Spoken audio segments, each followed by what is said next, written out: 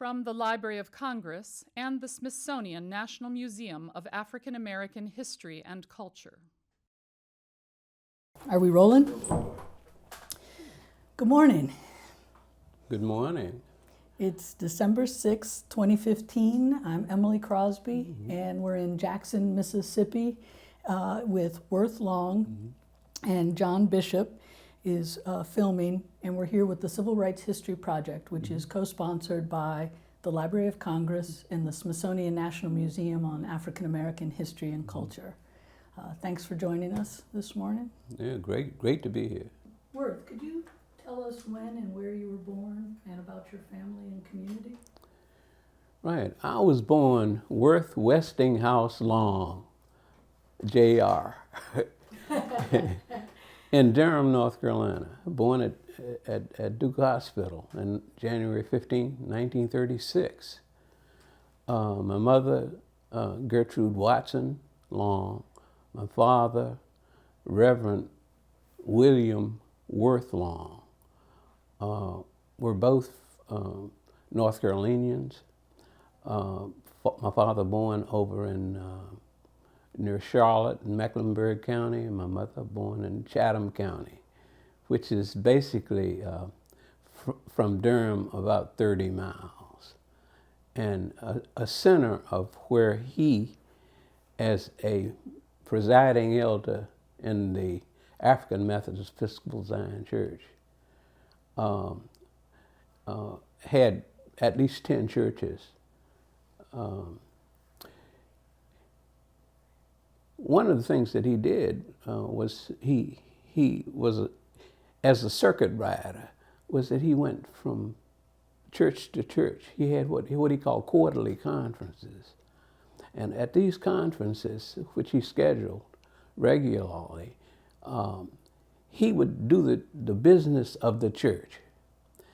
And the business of the church at that time was broad. It included what they call general claims, the financial aspects, the mortgages, the membership, foreign, I almost said foreign aid, but missionary funding, especially for Africa at that time, and youth development.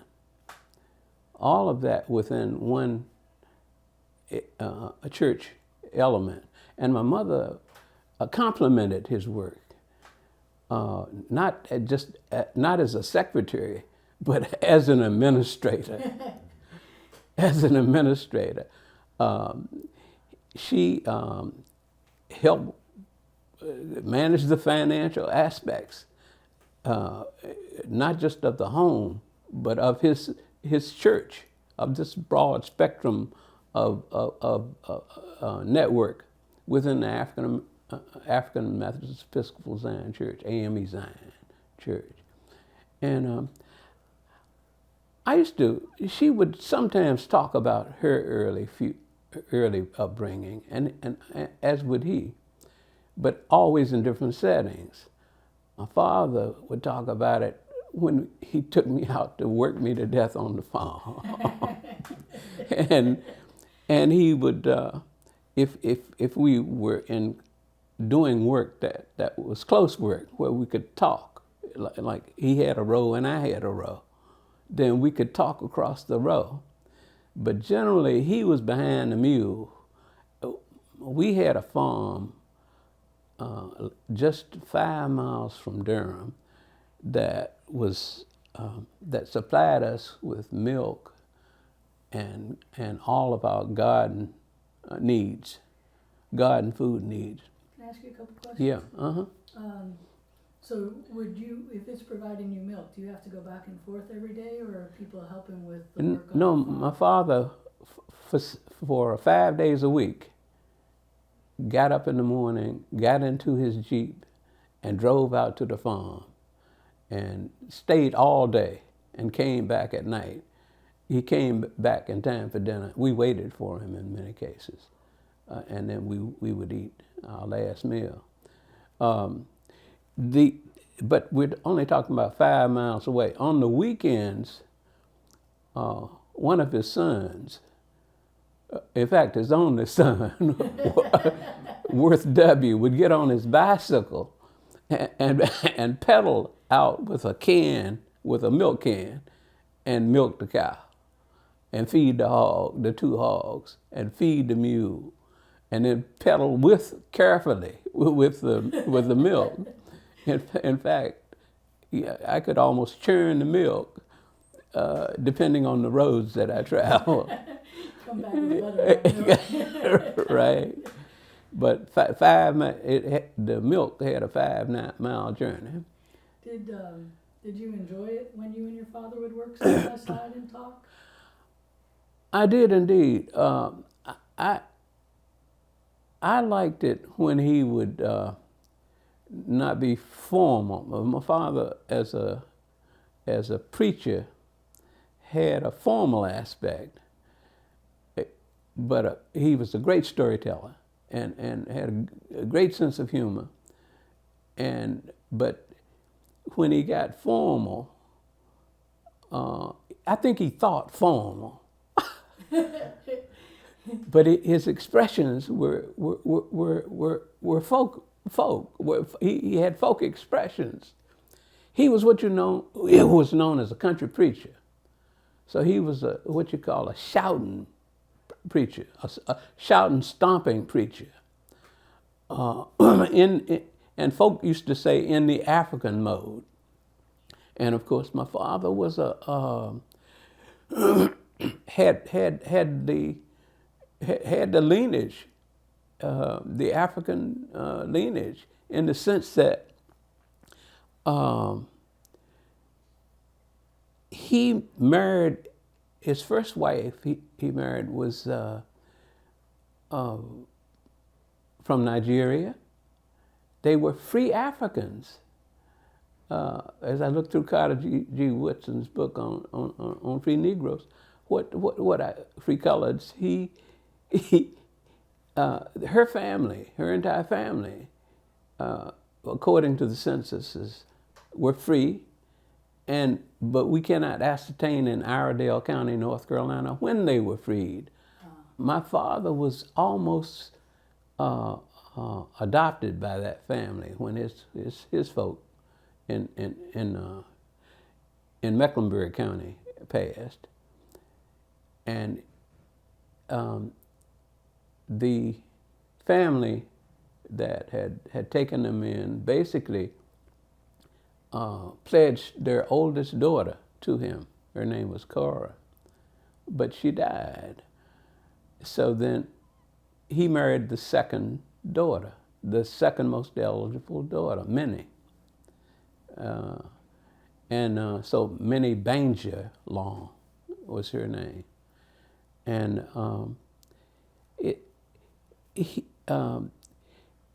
in entering into that marriage, my father, who then went to seminary in Salisbury, North Carolina, took his wife and her mother as part of that merger. And he went for a year, as I understand it, to Hood Theological Seminary in Salisbury, North Carolina. And there's a school there called Livingston College. And in fact, that was a school that I think he planned for me to go to. But that's another story. In going to his first church in Chatham County, North Carolina, Mitchell Chapel's church in Pittsburgh, North Carolina, when they arrived from Salisbury, it's my understanding that the church had provided a parsonage that had a dirt floor, and his wife shook her head, but her mother picked up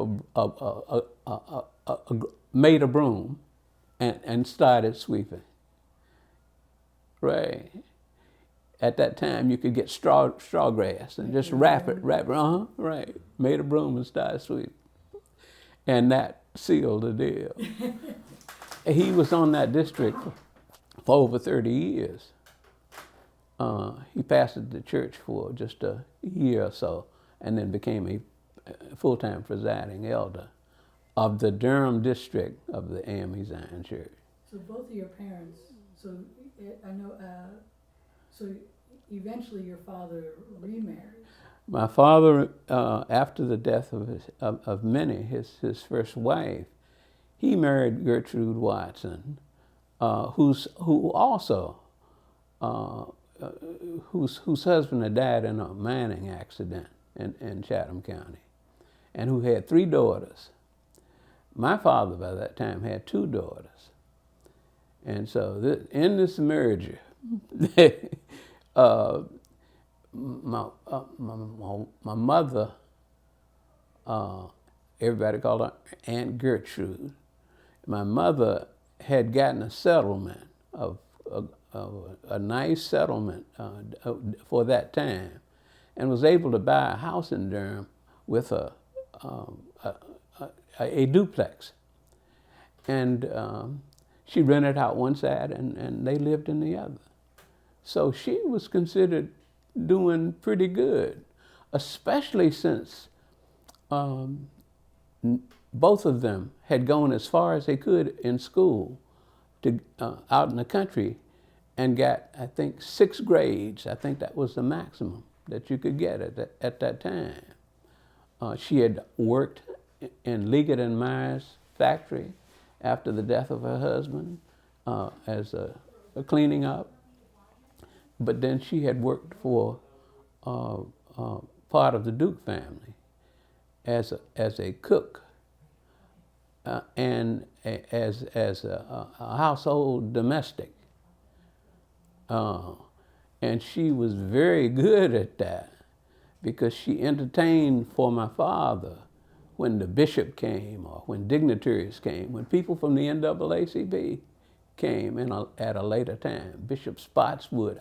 I knew almost all of the officials within this African church, right?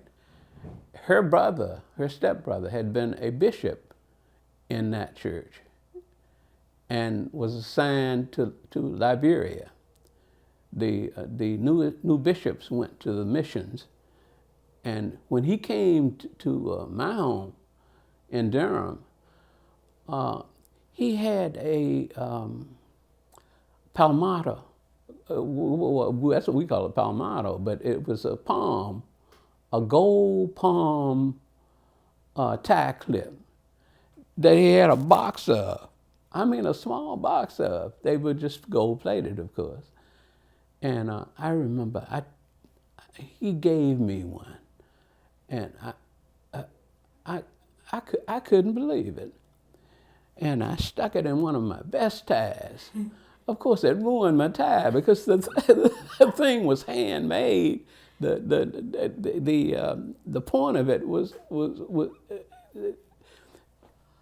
so I had this mixed feeling, not about Africa or not about my uncle, but about the technology.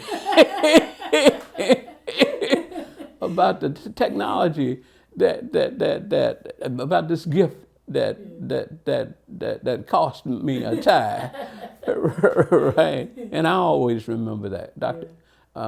Bishop E.B. Watson was his name. Now, other people visited us.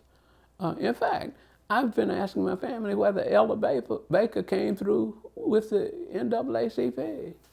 There's a man by the name of Barnes who was with the NAACP, and we'll get to that, of course, later. Alex Barnes, who headed the paper for the AME Zion Church. It's called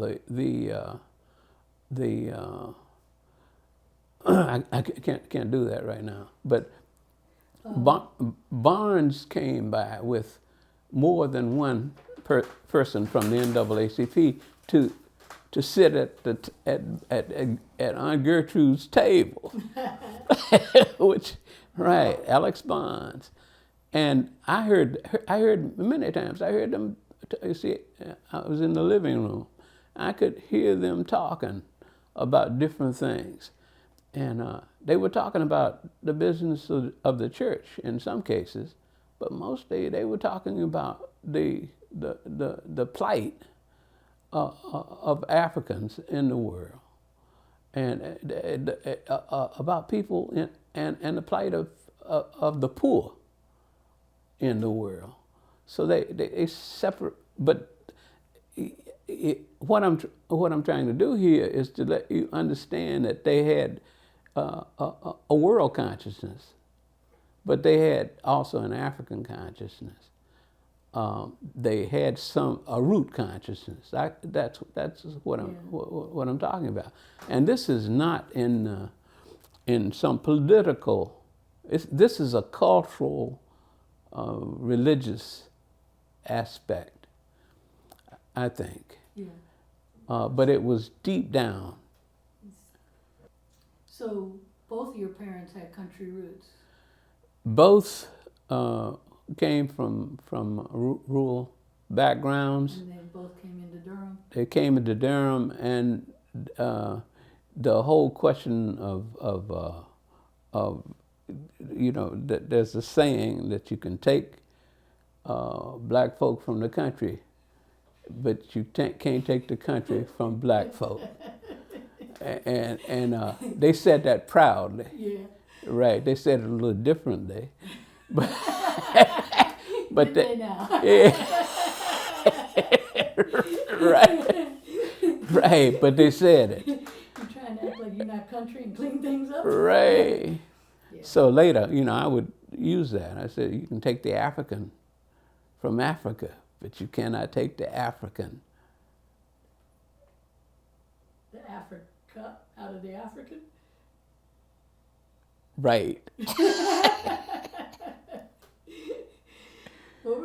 Can you talk about the difference between the country and Durham and how the interconnections and the... Yeah, and also as it relates to higher income, higher social status, we lived in a house that we inherited, in a sense. We inherited the mortgage from my mother's sister, whose husband worked in Long Island in an assembly plant, and they had purchased this house in a place where they were going to build a college, North Carolina Central University. So it was people were building houses in that area, and it was on a place called Formosa Street. Well, within a few months, people who were going to be at the college and who envisioned a different kind of community came in, and with architects built their homes on what they renamed Formosa Avenue. They were on Formosa Avenue, and my house in the center was made of lumber, but these houses were brick and stone, right? So this is not the tale of the Three Little Wolves, but on my left, Rancher Harris, he owned an insurance company. Across the street, Mr. Henry McKinley Mashaw, an insurance company. The vice president of the college, Dr. Elder, across the street from me. Next to him, a person who became president of North Carolina Mutual Life Insurance. The Chamberlain Studio, a music studio, a piano studio, where all the kids in the community, from whatever background, came in and learned how to play the piano from Mrs. Sharon, who was a daughter to C.C. Spaulding, who founded the North Carolina Mutual Life Insurance Company. And a construction person in the next house, Mr. It doesn't matter, but the the head of the bank in the next. This community, when I describe it, for instance, people say, "Oh, you in an integrated community." they immediately. No, this was the kind of community that I had to grow up in. I was going to say, some people move into a high-class neighborhood, but in your case, the high-class neighborhood came to us, right? And we were not well heated. You know, we didn't have a lot of resources at that time. And we, of course, everybody on that block sent their kids to not just private schools. They sent them to Palmer Memorial Institute. For high school? At least for high school. Mm-hmm. Right. And summers, when I was working out in the field, they sent them to Camp Atwater in Massachusetts. So they were a part of this. They were in a different world. And so Durham's considered one of the financial center for Black America at that time. Right? At that time, right. And the most important element in there, in terms of education, was not just the college. It was the business school, started by a woman who realized that in order to run a business, you had to have workers who were competent and who understood, you know, how to do accounting and how to do typing and correspondence.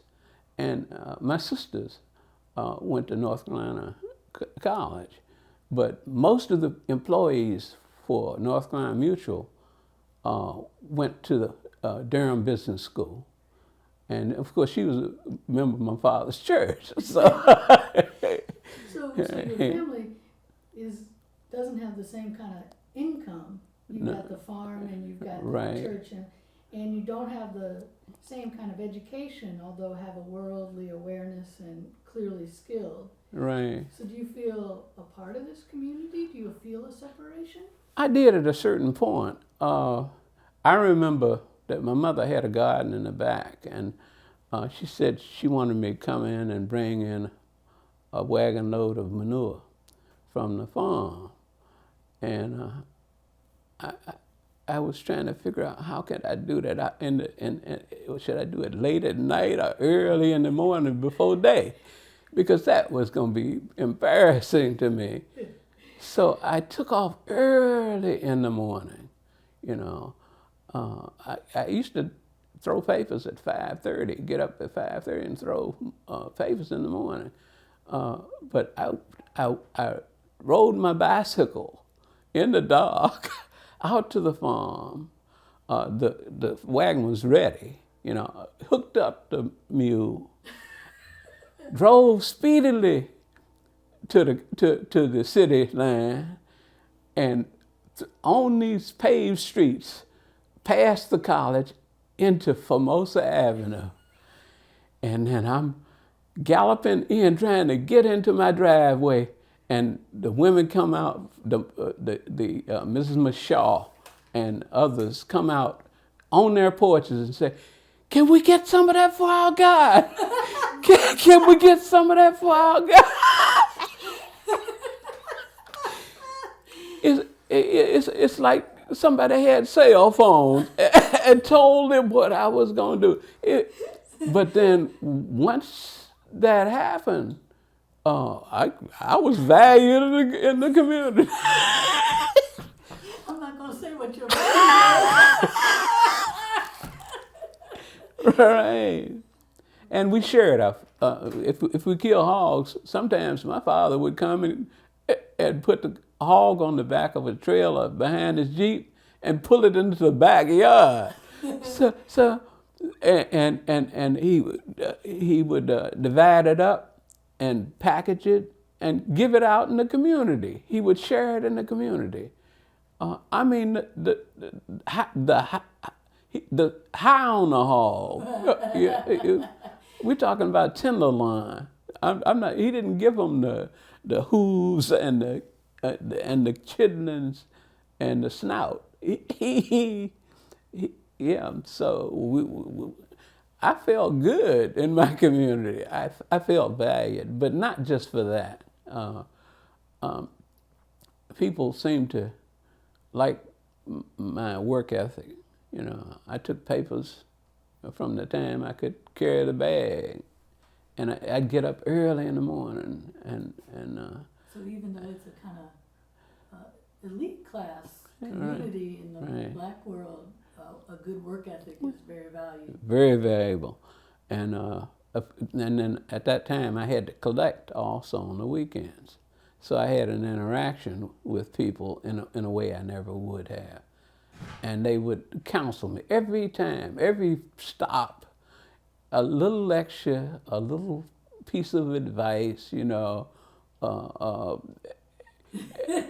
And then your money, not. They're supposed to be paying you, but they're making you pay. Right. It's like a commercial. I said, yeah. So I'd listen to little tidbits of advice from people, but mostly good. Yeah. You know, in fact, I used some in papers in school.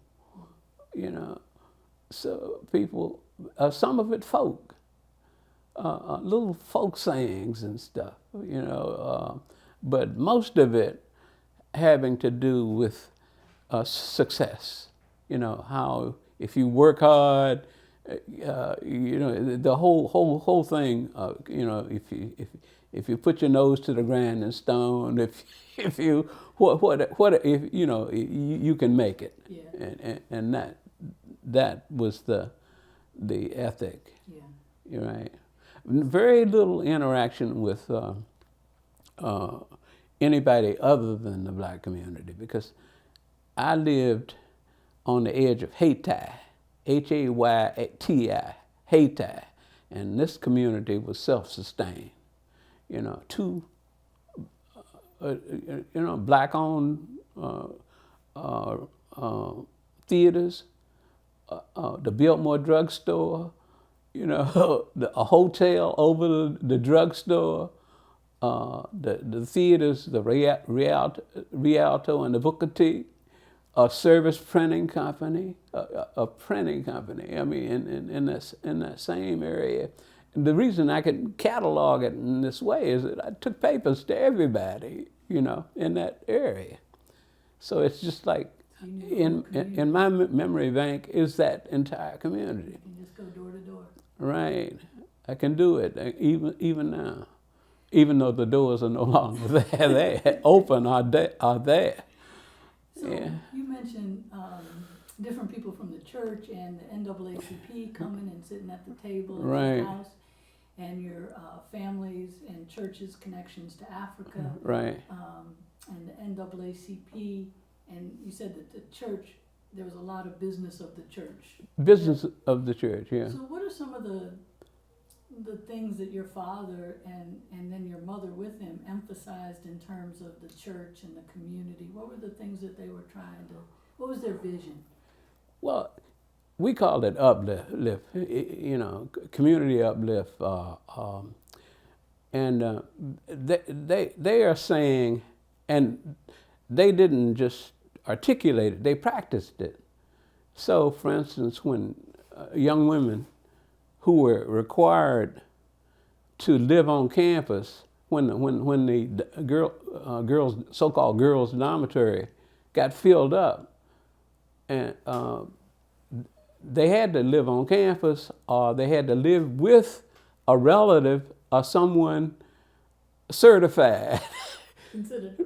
Yeah, right. So I grew up during, I can't remember the years, with as many as 8 young women in my house.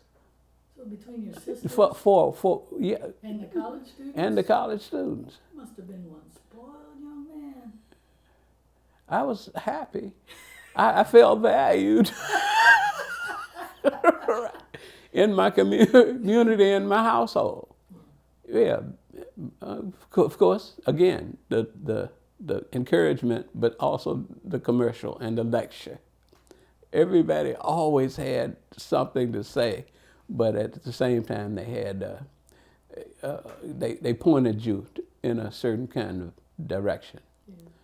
Yeah. Did you do your homework? What did you do? Right. They try you out in mathematics. My next to my next door neighbor was the German professor of languages, Dr. Holmes. He would come by and he would speak German, and I didn't know what the hell I said, why is he cussing me? You know? And he would just continue. Every next day he'd come back, he'd say something in French. And so finally, I said, well, look, I'm gonna hide, or I'm gonna go up and ask this man, what are you trying to do? Right. So it was about Christmas, and he came in and he said, he started singing "O Fir Tree" in German. And I said, what are you doing? And he said, come on, let's sing. He said, I'm going on down to the house. Let's sing. And then you can walk on back. And so I learned how to listen and pronounce. I learned some German on that occasion. But also I got a friend. Mr. Holmes was also in charge of the Lyceum program.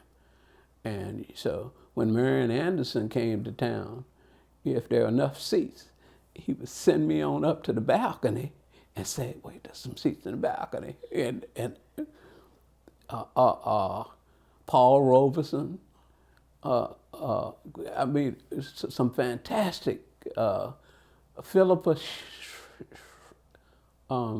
Schuyler, a pianist, a young African-American pianist. These are things that I experienced myself. And these are over at Central? Or? Over at North Carolina Central, in the Lyceum program. Yeah, but the reason I started doing it was that he had first let me into the basketball games and the football games. And then this dude was pretty smart. And then he let me go to the Lyceums. He told my mother, it'd be good if he comes into this program. So I saw all of the major classical talent of the day there at North Carolina Central. It opened a whole new realm to me. Yeah. Hey, I'm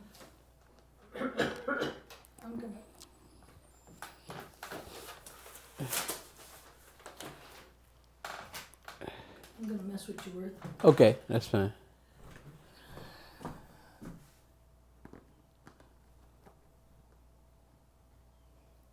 Can I pull it off? Yeah, you can. Just the crown is a little bit. That's or good. Whatever you call that, the top. Yeah. Yeah, I'd probably put it on backwards. That's good. Great. Thank you. Yeah. Are you good? You want a sip of water? No, I think not. Okay. I better leave well enough alone, Okay. because I'm finally coming into where I can talk. John, is my mic okay? Yeah, I'm getting it off. If just say something, I'll make sure. Okay, Yeah, okay, it's okay. good. I was just, since I moved it, I wanted to. All right, so We're not going. Let me say, one of the persons who came and sat at our table was Floyd McKissick, a young attorney. At that time, I knew him because he practice taught and taught me civics over at the school. He had applied to go to the University of North Carolina, and the University of North Carolina built a law school rather than accept him. They built a law school, right, just in front of Formosa Avenue. I'm serious. The first year they used the old science building, but then by the next year, the state of North Carolina, rather than accept a black man in the law school, built an entire law program at North Carolina Central University. What did you think about that? Well, I thought that I probably would have more people apply for different kinds of diverse programs and get more programs. The question of integration at that time was not one of my major concerns. My concern was having access to something that could prepare you for life, you know, and so that was my attitude, but it was absurd. Everybody at my high school, Hillside High School in Durham, North Carolina, had a master's degree, and most of them had received it as a subsidy from the state of North Carolina, rather than accept them at one of the white universities. They paid them to go to the University of Chicago, to go to Columbia University. I mean, they actually paid them. So I would think about it in a different way today, but that was, it shows you the absurdity, it seems to me, of the system, yeah. Of just how